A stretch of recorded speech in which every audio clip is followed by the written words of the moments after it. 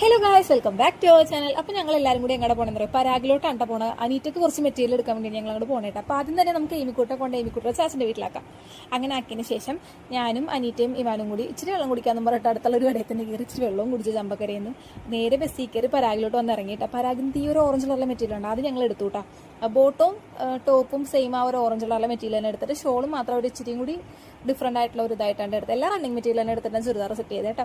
അങ്ങനെ ഞങ്ങൾ മെറ്റീരിയൽ എടുക്കുന്ന സമയത്ത് ഇവാനിക്കൂട്ടറാണെങ്കിൽ കുറേ സ്ഥലം കിട്ടിയിട്ട് ഓടിക്കളിക്കാനായിട്ട് ഭയങ്കര തിരക്കായിരുന്നു. അവിടെ ഓടിക്കളിക്കാൻ അവനെയും പിടിച്ച് പറക്കി ഞങ്ങൾ നേരെ കൃഷ്ണയിലോട്ടാണ് വന്നത്. കാരണം വെച്ചാൽ കൃഷ്ണയിൽ ആഡിസയിൽ തുടങ്ങിയെന്ന് ആരോടൊക്കെ പറഞ്ഞിരുന്നതാണ്. പക്ഷെ ഞങ്ങൾ ചമ്മിപ്പോയി ഗൈസ്, കാരണം അവിടെ വന്നു കഴിഞ്ഞപ്പോൾ ആഡിസയിൽ സ്റ്റാർട്ട് ആയിട്ടുണ്ടായിരുന്നില്ല. പിന്നെ എന്തായാലും വന്നതല്ലേന്ന് ഓർത്തിട്ട് ഇവാനും എമിക്കുട്ടിക്കും ഓരോ ടീഷർട്ടും കൊടുത്തിട്ട് അതും ബില്ല് ചെയ്ത് ഞങ്ങൾ നേരെ എൻ്റെ ഫ്രണ്ട് തൃപ്പൂണിത്തുറയിൽ വരാമെന്ന് പറഞ്ഞിട്ടുണ്ടായി. അവളുടെ അടുത്തോട്ടാണ് ചെയ്യുന്നത്.